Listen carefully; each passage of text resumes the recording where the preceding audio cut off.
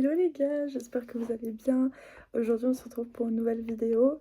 Donc c'est vrai que je suis désolée, je ne suis absolument pas active sur cette chaîne, j'en suis consciente. Et vraiment je m'en excuse, mais c'est vrai qu'actuellement j'ai d'autres projets. Je me concentre sur d'autres choses. En l'occurrence le stage que je fais actuellement qui prend beaucoup de mon temps et de mon énergie. Mais je ne vous oublie pas, je pense toujours à vous et je pense à tous mes amis qui me soutiennent dans ce parcours-là. Et je pense aussi à beaucoup de sujets de vidéos que je pourrais traiter, que je traiterai dans les plus brefs délais, que j'aurai un petit peu de temps pour moi. Donc je m'excuse encore et sachez que je ne vous oublie pas, ce n'est pas parce que je ne suis pas active. Je tiens à dire que mes DM sont vraiment ouverts, si vous avez besoin de vous confier ou vous avez besoin de conseils, je suis là. Il y a une phrase que j'ai vue dernièrement qui a beaucoup résonné en moi et je me suis dit que j'allais prendre la parole là-dessus. C'est, «Tu es ton pire ennemi». C'est une phrase qui est très réelle. Je sais pas si vous avez sûrement peut-être entendu cette phrase ou l'a lue quelque part, mais c'est vraiment réel dans le sens où on est constamment en train de se juger soi-même, culpabiliser beaucoup de fois. Et j'ai remarqué que l'humain est très perfectionniste. L'humain a énormément besoin d'être en avant et donc du coup d'être le meilleur possible dans tous les domaines, sur tous les points. Et donc on n'est jamais assez bien en fait. On se pousse un petit peu dans nos retranchements et puis c'est aussi ça d'une manière qui nous fait évoluer, c'est aussi le fait de s'améliorer à chaque fois. C'est pas quelque chose de mal, mais simplement ça peut vraiment être quelque chose de mal lorsqu'on en vient à constamment se rabaisser parce que bah on n'est pas content de ce qu'on a fait, parce que oui, on aurait pu mieux faire et parce que du coup, des fois, malheureusement, on en vient à se comparer aux autres, chose qu'on fait tous, inconsciemment ou consciemment, qui est extrêmement mauvais parce qu'en fait, au final, on a le droit de faire des erreurs, on a le droit, en fait, d'accepter de perdre aussi. Et c'est ça aussi qui fait toute la beauté du parcours et c'est ça qui nous fait aussi évoluer, c'est d'apprendre de ses erreurs et d'affronter tous ces obstacles de la vie. Et c'est vrai que c'est quelque chose. Enfin, l'humain, on est vraiment, on peut être très affreux avec nous-mêmes. Vraiment, on peut être très affreux avec nous-mêmes. Également sur le côté physique, hein, évidemment, en se comparant malheureusement, bah, beaucoup de jeunes filles, je pense, bah, beaucoup de filles actuelles pourraient en témoigner. Je pense que étant jeune fille, quand on se met sur les réseaux sociaux à 12 13 ans, on a tendance à du coup, voilà, tomber sur des profils, d'influenceuses, de stars. Je pense aux Kardashian, bah, après, à l'heure actuelle, qui n'a pas fait de la chirurgie esthétique? Chacun fait ce qu'il veut, hein, mais voilà. Je tiens à dire qu'on a beaucoup de tendance à se comparer en tant que jeune fille. En fait, c'est compliqué de se construire avec ça au final parce qu'on se dit: «Ah bah d'accord, la norme c'est ça, c'est, d'avoir des énormes fesses, des énormes seins et puis un ventre comme ça et puis des lèvres faites et puis, faut que mon make-up il soit parfait, faut vraiment que je sois la meilleure, en fait, la plus présentable sur les réseaux sociaux.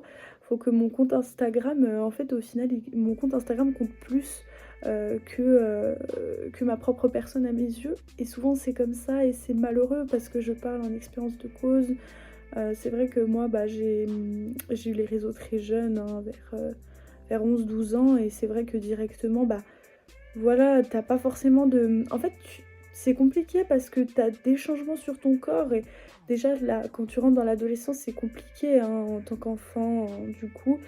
Et hem et en fait, tu n'as pas de repères, tu n'as pas vraiment de modèle et tu vois ce que tu vois sur les réseaux, en fait, c'est pas la réalité malheureusement. Et on se rend pas compte à cet âge-là. On se dit que, bah, du coup, au final, c'est nous qui sommes pas normales et qu'on n'est pas belles et que si on fait pas ça comme ça, bah, ça va pas aller alors qu'on est très bien comme on est. Et ça, malheureusement, c'est quelque chose que, bah, quand on est jeune, on peut, vraiment être influencé fortement sur les réseaux sociaux. Donc je tiens à faire ce rappel-là que les réseaux sociaux ne sont pas la vraie vie.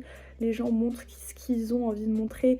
Ça se trouve, il y a quelqu'un qui va te faire une story, hyper heureux en souriant et tout, alors que cette personne, est en grosse dépression et pleure tous les jours dans son lit, ou une fille va te poster une photo, tu vas dire: «Waouh, son corps est magnifique et tout», alors que justement elle est complexée et qu'elle a fait 1 million de retouches sur son téléphone. C'est ça en fait, c'est les réseaux sociaux, c'est pas la vraie vie. Les réseaux sociaux, paraître, les réseaux sociaux, c'est de l'apparence, c'est de la superficialité et même si bon, là je critique énormément les réseaux sociaux, c'est quand même un outil, qui nous est très bien, actuellement.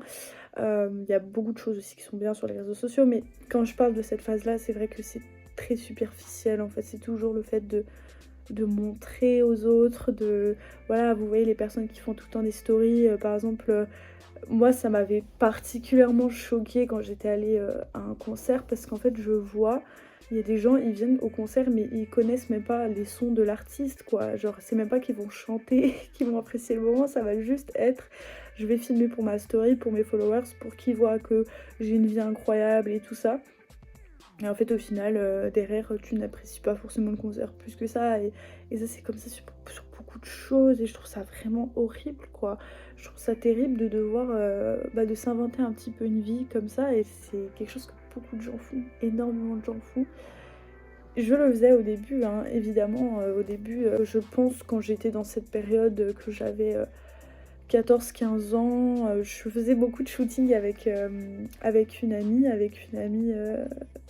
amie du Maroc et on faisait énormément de shooting et c'était un peu des instants où voilà, je me sentais bien parce que j'aimais bien être modèle photo et puis on avait plein d'idées artistiquement parlant et c'est vrai qu'à ce moment-là, en fait, c'était beaucoup paraître moi et j'étais constamment pour publier en fait pour mon compte Instagram. Voilà, donc fallait que tout soit parfait, le post et tout, que la story elle soit nickel, qu'il y ait pas un petit truc qui aille pas et puis c'est que j'allais demander après à des amis: «Est-ce que tu penses que c'est bien si je mets sans story?» et j'ai encore des amies actuellement qui viennent me demander parce qu'elles ont pas forcément, confiance en elles et tout et moi ça me déchire le cœur. Elles viennent me demander: «Mais est-ce que tu es sûre je mets cette story et tout?» et ça me rappelle trop moi d'avant parce que j'ai trop l'impression qu'en fait on est tellement dans le paraître qu'en fait on oublie d'être en fait au final et en fait je me suis rendu compte de ça en grandissant puis après je me suis dit: «Mais attends mais en vrai, c'est pas vraiment ma personne, tu vois? Enfin ma personne n'est pas qu'un physique en fait au final et j'ai plein de trucs à montrer et tout de moi» et à l'heure actuelle, je ne vais pas vous mentir, mais je m'en contrefiche en fait que ma story soit parfaite ou pas. Si je mets quelque chose dans ma story, c'est quelque chose, qui me touche, qui a un impact pour moi et basta. Enfin, il y a pas de je me prends plus la tête et c'est ça que j'ai envie de vous dire aussi d'une certaine manière, c'est de pas être que basé sur les apparences, c'est de voir plus loin en fait. Parce qu'en vrai, les réseaux sociaux, c'est cool, c'est cool pourquoi en vrai? Pour retrouver des gens peut-être, pour communiquer avec vos amis, n'importe, votre famille. C'est vraiment quelque chose aussi, c'est une source de divertissement quoi. On est tous énormément sur nos téléphones portables, sur nos réseaux sociaux, ça nous permet un petit peu aussi de déconnecter de la réalité, des fois de la dure réalité, donc c'est vrai que ça peut être un certain cercle vicieux aussi d'une certaine manière, être très néfaste sur une personne et je l'ai remarqué sur moi et du coup, c'est pour ça qu'en le remarquant, j'ai changé et puis maintenant je me prends plus la tête, comme je vous ai dit, pour, faire des stories ou me prendre en photo et cetera et c'est aussi un petit peu le message que j'ai envie de faire passer, c'est que voilà, personne n'est parfait, on est tous uniques en fait, comme on est en fait. On est tous beaux, belles, on a tous des qualités, on a tous nos défauts. On est parfait et je pense que c'est ce qui fait aussi la richesse, du monde dans lequel on est. C'est la diversité, c'est toutes ces différences-là parce que ce serait tellement triste si on était tous pareils et malheureusement je trouve qu'on est encore beaucoup à être un petit peu des moutons, quoi.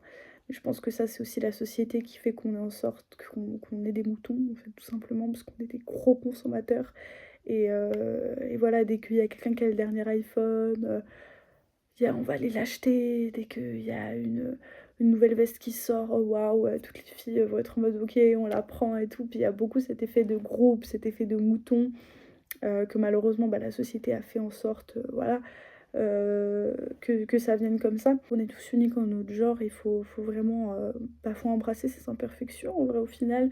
Après c'est tout un travail à faire sur soi-même en amont, aussi, également avec, des spécialistes, hein, si pour, certaines personnes c'est plus difficile que d'autres. Mais, je pense que la réussite d'une vie aussi c'est le fait de s'accepter et de s'aimer.